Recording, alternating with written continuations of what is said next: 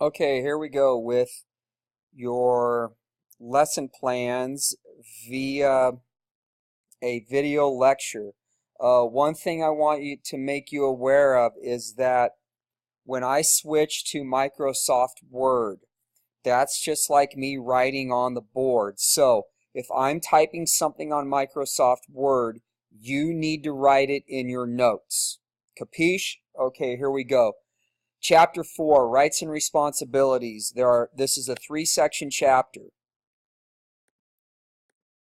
What are you going to do today, Napoleon? Last week, chapter Napoleon. So the 3 sections are, in section 1, we're going to learn about the Bill of Rights. The Bill of Rights are the first 10 amendments to the Constitution. So let's get that written down right here.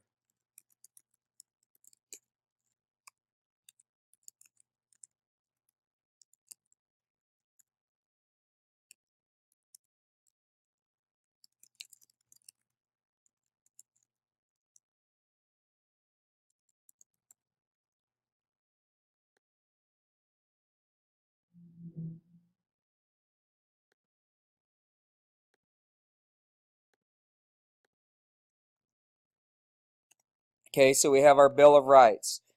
Then we're going to learn about what rights are the guaranteeing of other rights, and then we're going to learn about what is the difference between a duty of citizenship and a responsibility of citizenship.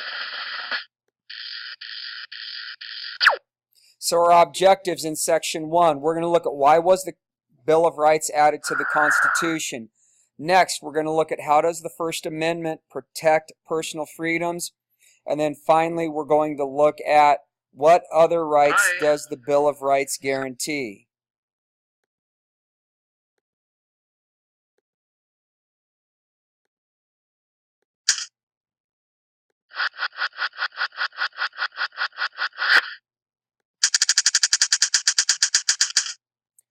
Okay, so first of all, we have to remember that the United States, before we became the United States of America, we were a colony of Great Britain. And while we were a colony of Great Britain, the British were using the United States. They were taking many of the crops that grew in abundance here in the U.S., and they were taking those back to England for their benefit. They were chopping down the trees in the heavily forested areas of the northeastern part of the United States, and they were using them to build ships that were going to benefit the British. And even though this did provide jobs for people, the King of England taxed the colonists very, very heavily. But when it came to government, the colonists had absolutely no say in how they were being governed. And so the United States, then the colonists said, if you are not going to hear our voices, then you should not be taxing us. And this became known as, and there was a slogan of no taxation without representation, which means if you're not going to allow a member from the colonies to represent the 13 colonies in the British Parliament, then you should not be allowed to tax us. And the British said no. So what happened was the colonists then, they started to, grumble about how they wish they could be independent and how they no longer wanted to be a British colony. And they started to print this in some of the newspapers. And so then right away, the British said, you cannot say anything bad about the British government. You can't say anything about the king. We are going to censor what you put in print. And then they said, if you're going to live in the 13 colonies, there is only a certain religion you can practice. And also, if you're going to live in the 13 colonies, not only are we going to censor what you put in the papers, we are going to censor, or we're only going to allow you to be able to say certain things in public. And so if you're out in public and you're speaking badly about the British government or you're speaking badly about the king, you're going to get arrested and you're going to get sent to the stockade. So right there, they were denying the colonists the freedom of speech, they were denying them freedom of religion, and they were denying them freedom of press. So then the colonists would want to gather in groups and say, kind of a form of protest. And the King of England was afraid, well, if people are going to do this, there's kind of the whole concept of strength in numbers. If the more people you have gathering, they kind of feed off of one another. And so he said, no more than 5 colonists can gather in a group at any given time. And this became law. So right there, that's denying the colonists freedom of assembly. Did you ride the bus to school? No. And so what happened was, one day in Boston, it was in the wintertime, a group of colonists gathered, and British soldiers showed up, and they said, it is illegal for you to gather in groups. And they said, you must disperse immediately. Well, those people started to yell at the British soldiers, and as they started to yell, more people started to gather. And like I said, it was in the wintertime, and one of the colonists made a snowball and threw it and hit one of the British soldiers right in the head. And of course, the colonists thought that was funny. Well, the British soldiers said, oh, you think that's funny? Let's see how funny this is. And they lifted up their muskets and they fired into the crowd, and they killed several people. And this became known as the Boston Massacre. So eventually what happens is the colonists fight the Revolutionary War against the British. They're led by General George Washington, who becomes the first president of the United States. And they defeat the British. And so now we are the United States of America. And so what they want to do is, well, they want to create a constitution. And a constitution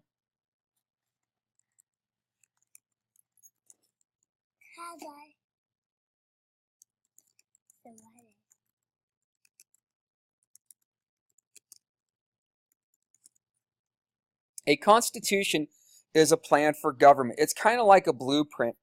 Just like if you're going to build a house and you're going to have blueprints, and it's going to show you how to cut all the various types of lumber, what lengths and things like that. And you follow the blueprint and boom, you have a house. Well, a constitution it's going to show you how your government's going to be organized, how many branches of government you're going to have, what each power is that each branch of government has, and that's what they wanted. But what the colonists really wanted was they wanted a list of their rights. And so they looked at, well, what were the most basic rights that were being denied by the British? What were the most basic rights that they were being denied? And they said, well, obviously they were denying the freedom of speech, they were denying freedom of the press, and they were denying freedom of religion. And those were the main ones. But what happened was representatives from each one of the 13 states would gather at Philadelphia, which was actually our nation's first capital. And they said, okay,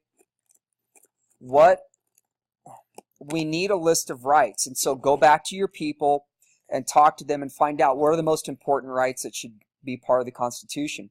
And so they went back and they came back a little bit later, and they had over 200 rights. And they're like, whoa, we cannot have over 200 rights in our Constitution. It's going to be too wordy.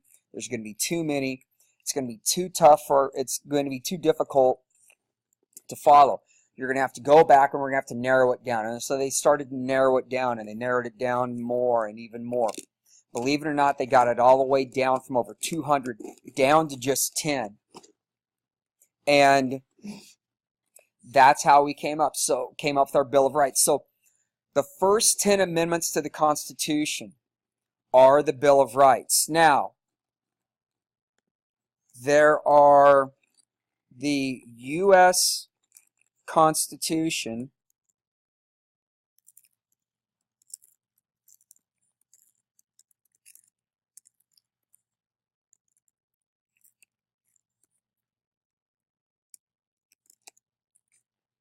consists of 27 amendments.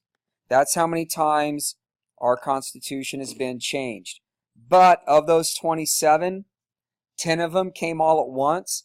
So, and that was in 1792. So, if we think about it, there's really been, or 1791, from 1791, and I think the last amendment was made in, I want to say, the mid 90s, that we've only had our Constitution changed 17 times.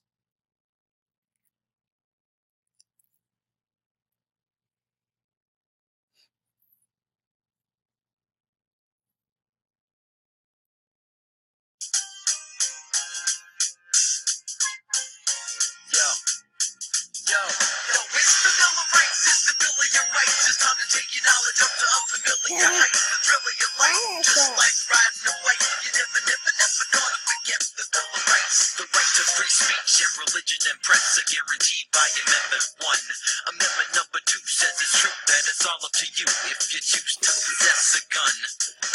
The government can't force you to houses, be the soldier, says Amendment number 3. Amendment number 4, we endorse, says without a warrant, your stuff can't be searched or seized. It's the Bill of Rights, it's the Bill of your rights. It's time to take your knowledge up to unfamiliar heights. The thrill of your life, just like riding a bike. You never gonna forget the Bill of Rights. It's the Bill of Rights, it's the Bill of your rights. It's time to take your knowledge up to unfamiliar heights. The thrill of your life, just like riding a bike. You never gonna forget the Bill of Rights. Amendment number 5 says the court can't try you with evidence they already used. It also says that nobody can make you self-incriminate. You're allowed to stay silent if you choose. Amendment number 6 won't let the criminal clock tick. The rights of the accused continue here.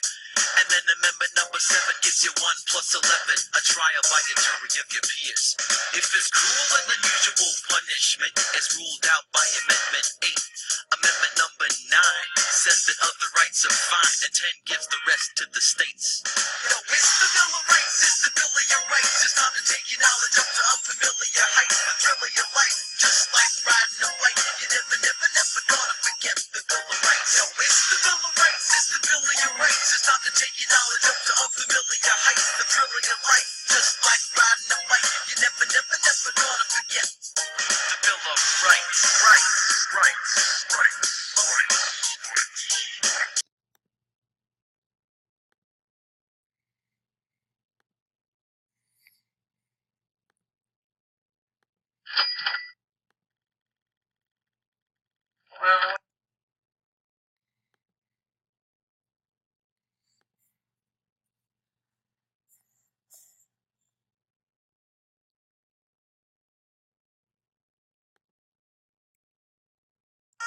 of Congress. What if they had a rule in your school that was mostly good, but was missing something that would make it even better? Wouldn't you like to change or amend it? Well, amendments are an important part of what happens in Congress. A member proposes a bill that gets sent to a committee for hearings. If the committee wants to, they can vote to add amendments to the bill. This can change the original language in very important ways. If passed out of committee, the bill, with the new amendment, goes to the floor of Congress for action. The full House or Senate then debates this revised bill and often considers additional amendments, and sometimes even amendments to amendments. And that's another act of Congress.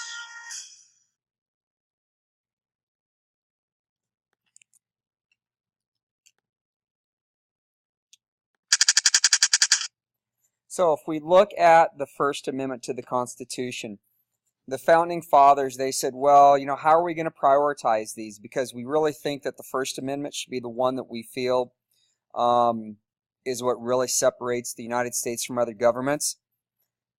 But they couldn't figure out what was more important: freedom of religion, freedom of the press, freedom of speech, freedom of assembly, or freedom of petition. And so they said, you know what? Let's just make all 5 of those part of the First Amendment. Okay, I'm going to stop right here, and then you are going to go and you'll have to listen to part 2 of chapter 4, section